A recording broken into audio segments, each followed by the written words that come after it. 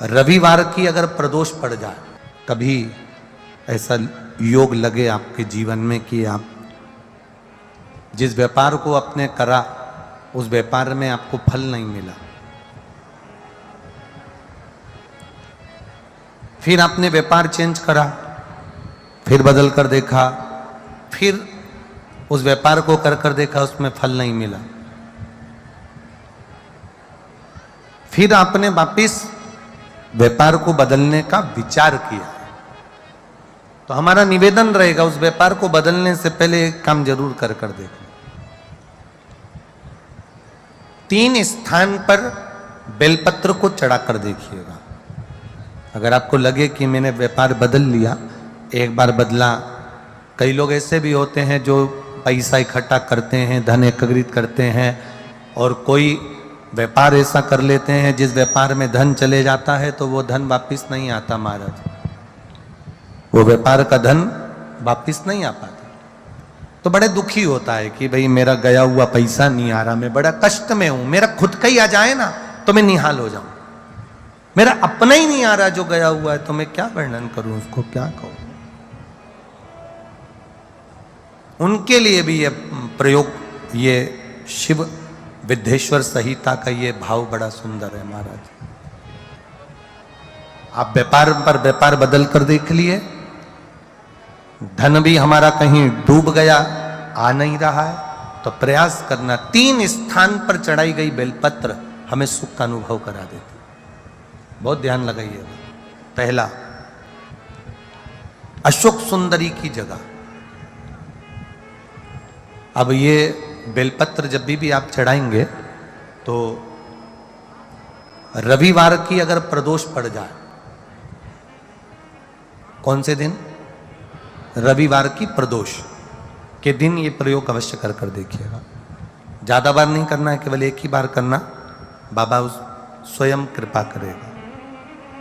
अपने मंदिर में, अर्थात अपने घर के पास कोई मंदिर हो, शिवालय हो, देवालय हो, जहां शंकर भगवान विराजमान हो, शिवलिंग हो, ऐसी जगह पर अवश्य करें।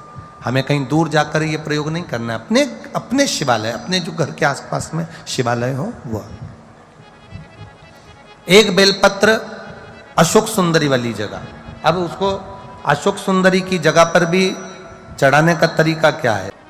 जब हम बेलपत्र चढ़ाएंगे तो उस बेलपत्र को चढ़ाते समय आपकी जो बेलपत्र की डंडी है, वो बेलपत्र, रविवार प्रदोष के दिन का ये उपाय है महाराज। ये बेलपत्र की जो डंडी है, इस डंडी का भाग शिवलिंग की ओर होना चाहिए। ये जो डंडी है, इसका भाग अशोक सुंदरी पर जब चढ़ाएंगे तो शिवलिंग की ओर इसका भाग होगा महाराज। दूसरी, बेलपत्र को जब हम समर्पित करेंगे, जया, विषहरा, शामरीवारी, दौतली, देव।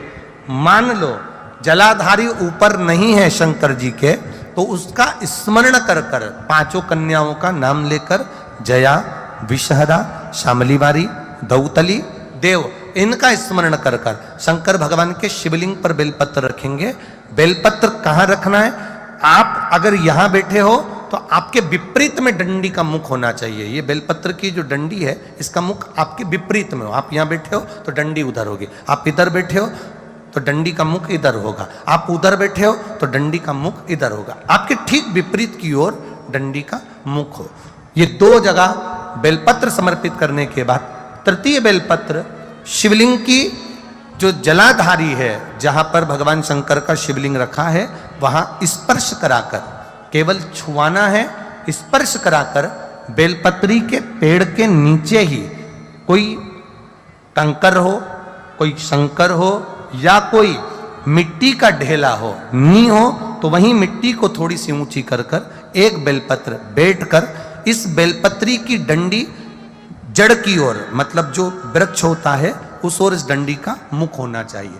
ये 3 रविवार के प्रदोष के दिन शंकर भगवान पर चढ़ाई गई बेलपत्र से हमारा गया हुआ धन भी पुनः आने का रहता है, और हमारा जो व्यापार बार बार बंद हो रहा है, शिव की कृपा से एक बार चालू तो चालू हो ही जाता है। शिव तत्व को जान, और निवेदन है सब भाव से करना है, हृदय चित्त आनंद। जो विषय जिस दिन रविवार की प्रदोष पड़े उस दिन एक लाल वस्त्र में पीली सरसों रखकर और उसके अंतर्गत कुछ भी एक, या तो बमुल का कांटा ना मिले तो गुलाब का कांटा ही उसके अंतर्गत रख लीजिए।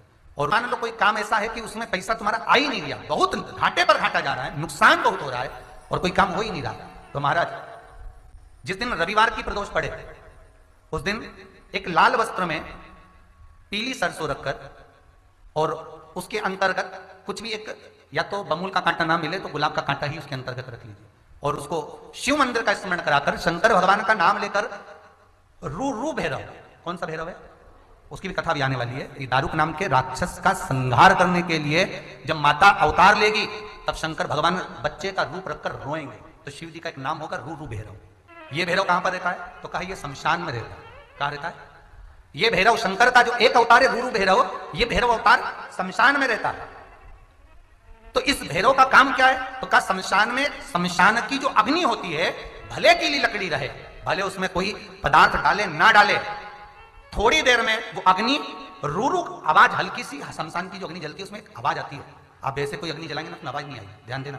हमारे शमशान में अगर जो लोग गए होंगे मुर्दा जलाने के लिए, तो अगर वो एकांत में बैठेंगे तो उसमें से एक आवाज आती है रू रू रू। तो शिव पुराण कह रही है कि उस सरसों को, कांटे को रूरू भैरव का नाम लेकर जिस व्यापार जो नहीं चल रहा है, दुकान जो नहीं चल रही है, उस दुकान के सामने, उस व्यापार के सम्मुख में उसको जला दिया जाता है। यह करा जाता है रवि प्रदोष के लिए। महाराज कौन से प्रदोष? रवि प्रदोष के, जो सुख का भान कराती है, व्यापार की उन्नति के लिए, समृद्धि के लिए, लक्ष्मी के लिए इसका प्रयोग किया जाता है। तो यहां पर दारुक नाम का जो असुर है, दारुक नाम का जो राक्षस है, उसका एक ही कहना है कि मैं मरूं, मना नहीं है ब्रह्मदेव पर, वो मरने का। नंदी का एक पांव जो ऊपर होता है, आप लोग दर्शन करे होंगे शंकर जी के मंदिर में नंदी के, तो नंदी का एक पांव उठा हुआ होता है, एक पांव नीचा की ओर होता है। हड्डी से जुड़ा हुआ रोग, नेत्रों से जुड़ा हुआ, मस्तिष्क से जुड़ा हुआ कोई रोग रहता है तो एक नीले कलर का फूल आता है महाराज, उस फूल में हल्दी डालकर गुरुवार का प्रदोष पड़ने पर जो नंदी के पांव के पास समर्पित कर देता है महाराज, उसका रोग धीरे धीरे समाप्त होने लगता है। लिंग पुराण कहती है कि नंदीश्वर भगवान के सामने जो पुष्प समर्पित करा जाता है उसको, ये तो लिखा था स्कंद पुराण और शिव पुराण। लिंग पुराण कहती है जो फूल आपने समर्पित करा उसको लाकर पानी की बाल्टी में डालकर आप स्नान भी कर सकते हो, उससे भी हड्डी के जितने रोग होते हैं उसमें आराम लगने लगता है। जैसे कहीं शरीर नहीं चल रहा, हाथ झुन्न पड़ रहा है, हाथ काम नहीं कर रहा, हाथ में झुंझुनी आ रही है, कंपन आ रहा है, जैसे मान लो कोई काम, चाहे वो शनिचरी प्रदोष हो, चाहे रविवार की हो, सोमवार की हो, मंगल की हो, बुधवार की हो, गुरुवार की हो, शुक्रवार की हो, शनिवार की हो, कोई भी वार की हो, प्रदोष, प्रदोष काल में शाम का समय सूर्य डूब रहा हो, बस डूबा ही हो, और उस समय पर केवल 3 दिन ऐसे रहेंगे, 3 बार ऐसे रहेंगे, 3 तिथियां ऐसी रहेंगी, 3 समय ऐसा रहेगा जिस समय पर तेरे द्वारा निर्मित शूल को भी शिव धारण करेगा और जगत का कल्याण करेगा। 3 दिन, 3 तिथियां, 3 बार, 3 नक्षत्र, 3 घड़ी, 3 पल,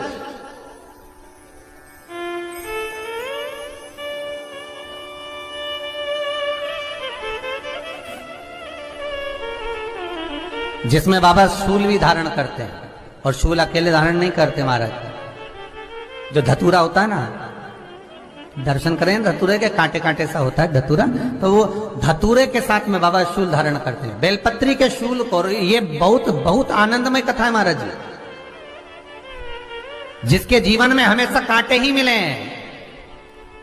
बेटी बड़ी हुई तो घर में मायके में दुख देखा, और मायके से गई ससुराल में तो ससुराल में दुख देखा, ससुराल में भी दुख देखने के बाद में भी पति को बहुत कुछ काम खुलवाया, बहुत धंधे खुलवाए, नौकरी लगवाई, पर वो पति बार बार छोड़ कर आ गया, बार बार तकलीफ भोग रहा है, बार बार कष्ट भोग रहा है।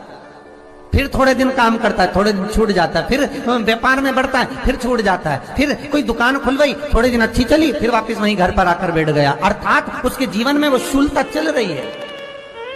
तो बाबा देवाधिदेव महादेव कहते हैं ये 3 घड़ी, 3 पल, 3 नक्षत्र, 3 समय, 3 दिन में जो शूल मुझे समर्पित करता है उसके जीवन से मैं शूल हटा देता हूं। वो 3 दिन लिखे स्कंद पुराण।